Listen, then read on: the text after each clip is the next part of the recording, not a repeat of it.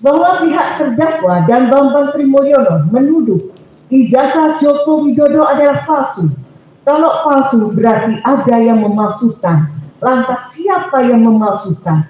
Kapan dipalsukan? Bagaimana cara memalsukan? Dan bentuk fisik palsunya di mana? Di dalam persidangan tidak terungkap fakta-fakta tersebut. Mari gunakan akal pikiran, gunakan akal sehat untuk melihat sesuatu.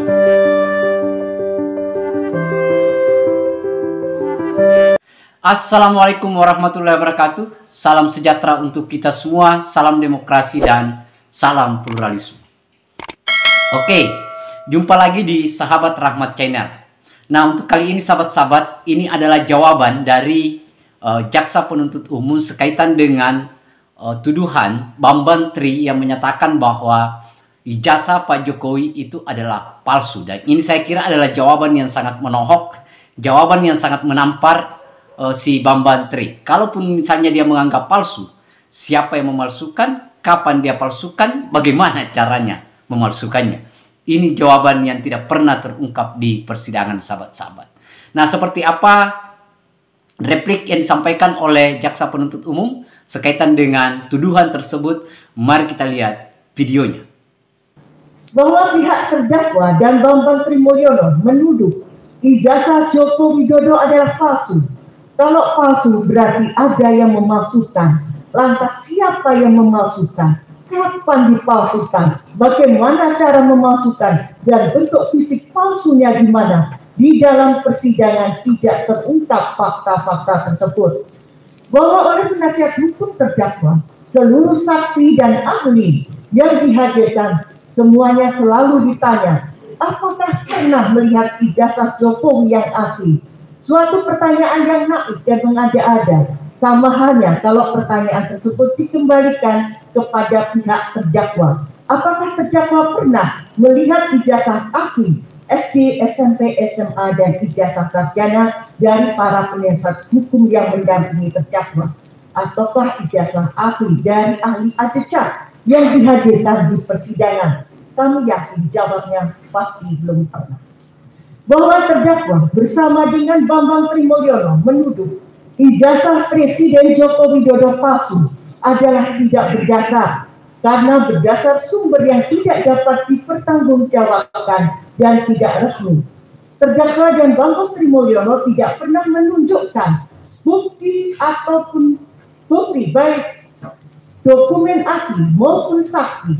Walaupun Bambang Trimulyono dalam pemeriksaan terpisah menerangkan melakukan penelitian terkait ijazah Jokowi yang dituduh palsu tersebut, namun ternyata penelitian yang dilakukan hanya berdasarkan berita-berita online maupun berita yang ditulis terdakwa dan asumsi dari Bambang Trimulyono sendiri. Bahwa di dalam nota pembelaan, penasihat hukum terdakwa melampirkan buku Jokowi Undercover 2, lelaki berijazah palsu, yang belum pernah diterbitkan dan belum pernah diuji secara ilmiah maupun akademis, sehingga menurut kami belum bisa dijadikan rujukan apabila data atau variabel penelitian yang dalam buku tersebut juga patut dipertanyakan kevalidannya. Bahwa penasihat hukum terdakwa di tengah-tengah pemeriksaan persidangan sempat meminta majelis hakim untuk menghentikan persidangan, meminta perkara tidak dilanjutkan, dan meminta terdakwa untuk dibebaskan. Hal ini menunjukkan penasihat hukum terdakwa tidak memahami hukum acara pidana yang berlaku. Dari fakta-fakta tersebut, dengan demikian, siapa sebenarnya yang mengalami kedunguan? Nah, itu tadi sahabat-sahabat, kita sudah dengarkan ya bagaimana replik dari Jaksa Penuntut Umum sekaitan dengan tuduhan yang muncul di persidangan, dan bukan saja di persidangan sahabat-sahabat, di luar persidangan juga muncul dengan kampanye atau publikasi yang disampaikan oleh para pengacara Bambang Tri ini. Nah, betul apa yang disampaikan oleh Jaksa Penuntut Umum, bahwa kalau seandainya itu palsu berarti ada orang yang memalsukan. Nah, seharusnya pengacara dan Bambang Tri itu menyampaikan di persidangan dan diikutkan dengan faktanya. Misalnya siapa yang memalsukan ijazah tersebut.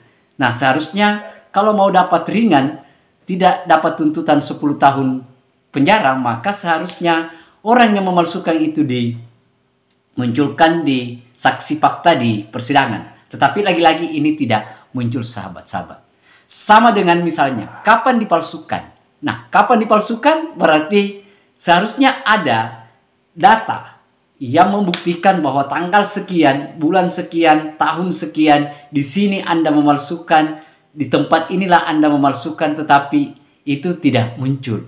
Artinya, apa yang disampaikan oleh Bambang Tri itu hanya memang betul-betul dari asumsi-asumsi dia. Nah, dari situlah, asumsi-asumsi itulah yang dicoba dikumpulkan menjadi satu bundel, ya, yang dia bilang bahwa itu adalah buku.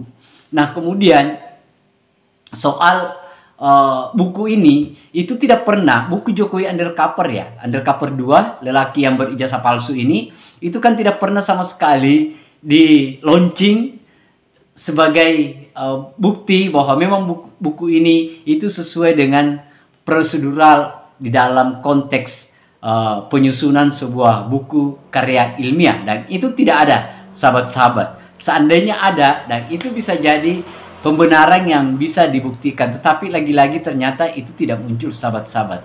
Jadi kesimpulannya adalah memang buku ini tidak layak dijadikan sebuah referensi sebagai pendukung atau bukti untuk menyatakan bahwa buku itu bukti bahwa ijazah Pak Jokowi itu adalah palsu. Nah, ini lagi-lagi jawabannya yang sangat menolak, sahabat-sahabat. Dan saya kira benar apa yang disampaikan oleh jaksa penuntut umum, dan ini yang muncul di publik, sehingga apapun yang disampaikan oleh para pengacara ini itu tidak mendapat respon yang baik dari publik, dari warga, dari rakyat Indonesia, dari masyarakat, karena masyarakat sudah tahu pada dasarnya bahwa buku yang ditulis oleh Bambang Tri ini itu hanya sebatas opini-opini publik dari media sosial yang dicoba dikumpulkan dan dianalisa berdasarkan asumsinya. Kenapa kita menyatakan bahwa itu berdasarkan asumsinya? Karena tidak ada bukti sama sekali yang pernah dihadirkan oleh si Bambang Tri atas pendukung buku tersebut. Misalnya orang yang memalsukan itu tadi, kenapa tidak dimunculkan bahwa ini loh yang menemani Pak Jokowi itu memalsukan, kan begitu? Seharusnya seperti itu, sahabat-sahabat. Nah, tetapi lagi-lagi dari semua proses persidangan kita lihat semuanya itu tidak muncul, baik dari Bambang Tri itu sendiri maupun dari yang membantu dia, yaitu para pengacaranya Bambang Tri. Tetapi lagi-lagi nol. Nah, saya kira itu, sahabat-sahabat. Silakan sahabat-sahabat mengambil kesimpulan, tetapi itulah fakta, itulah replik yang disampaikan oleh jaksa penuntut umum sekaitan dengan dasar-dasar pembelaan yang dilakukan oleh pengacara dan Bambang Tri. Nah, saya kira itu akhir kata dari saya. Terima kasih banyak. Wassalamualaikum warahmatullahi wabarakatuh. Salam demokrasi, salam pluralisme, NKRI harga mati.